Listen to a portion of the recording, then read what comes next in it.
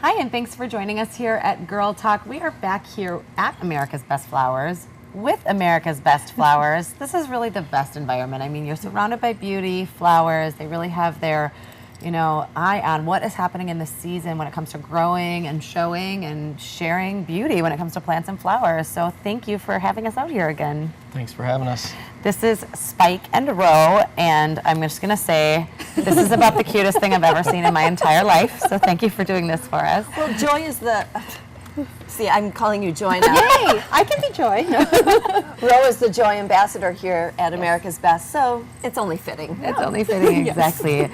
So we're surrounded by some beautiful stuff. We are surrounded by lots of different examples of what you have here in the poinsettia family. Yep. First question, is it poinsettia or poinsettia, or can you do both? Is it like tomato, tomato? Yeah, it's tomato, tomato. Okay, it's cool. spelled poinsettia with an IE, but... I just want to make sure I was saying it right, because I always say poinsettias. I didn't want to sound foolish.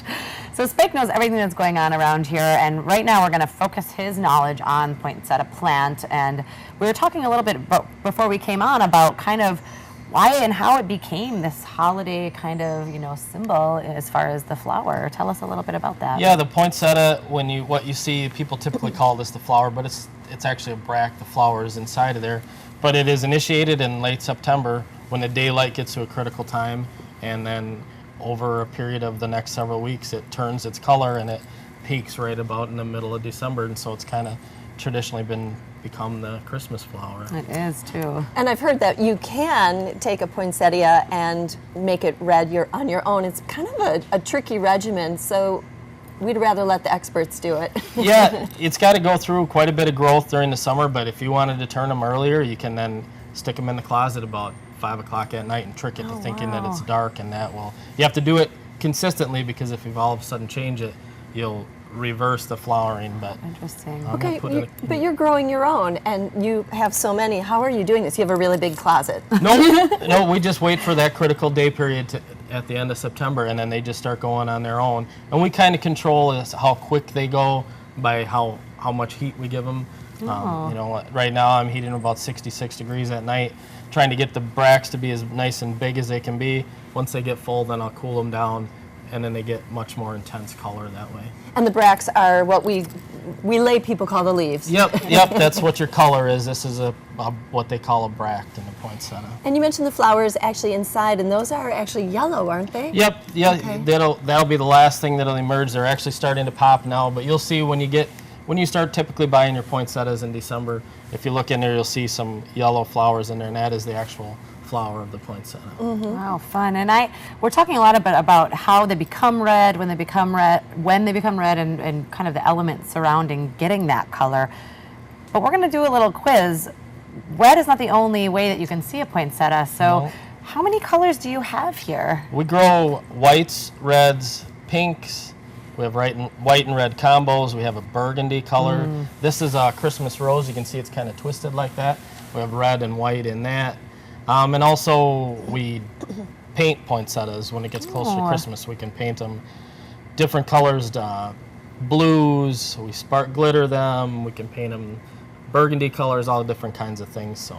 Wow, that's lovely. So people can really use them as a decoration in whatever kind of flavor and color that they want. Yep, and this year we've got a new one to us. It's a euphorbia, which is a relative of the poinsettia, and it is an intense pink. It's hard to even look at. It's so pink. I like that. A color that's hard to look at. That's a good color. We'll have to take a look at that one. And I have to say, I've never seen a curly one like this one. This one's new for me. Yeah, they're interesting. They were actually bred for the cut flower industry, but... Oh, okay. You are just a wealth of information, always. I mean, it just doesn't stop. So other than keeping busy with the poinsettias, you have an open house coming up. Tell us about that. Yeah. Yes, I can tell you about that. So we have an open house, and it's on December 2nd. Okay. It's in conjunction with Christmas in the Grove. So that's all of Cottage Grove celebrating the holiday. So we have, for the first time this year, Clydesdales are going to be here. Wow! I know!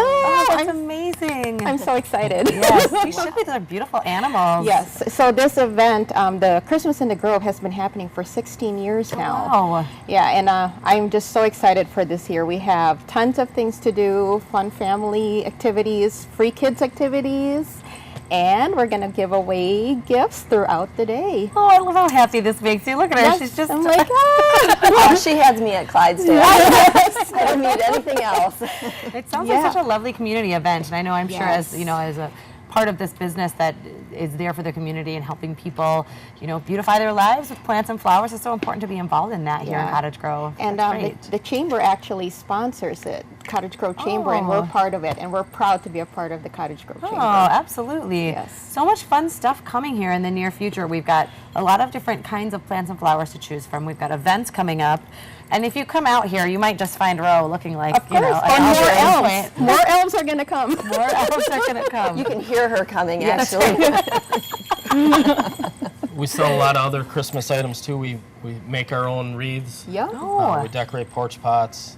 We sell Christmas trees. Oh, roping. yes. So we've got a little bit of everything for the holidays. Tell me about the porch pot. That's Is what I that was what it? just- Yeah, is that just yeah. what it is?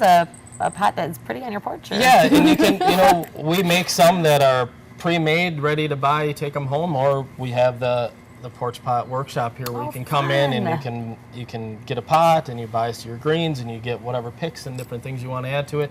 And you put the whole thing together so it's exactly the way you want it and take it home and enjoy it. When is that, Spike? That is starting the weekend before Thanksgiving, I believe. So is yeah, the our first one. workshop is on the 18th and 19th that weekend, and then we have one the 25th and 26th, and we're celebrating some Small Business Saturday during that Of weekend, course, and yeah. then we have December 2nd, of course, our holiday open house. Wow, you guys always have so many amazing events out here. We appreciate that as parts of the community, and maybe people with small children, etc. There's so many ways to come out and enjoy this atmosphere. Thank you so much for having us and doing all of this for the community. We love having you here. Well, we love coming out here. Again, this is Spike and Ro. We're out here at America's Best Flowers in Cottage Grove. So many fun ways to get involved with America's Best Flowers. And this was Girl Talk. Thank you so much for joining us. Beauty and styling for Girl Talk provided by the Ultimate Veritas Spa and Salon.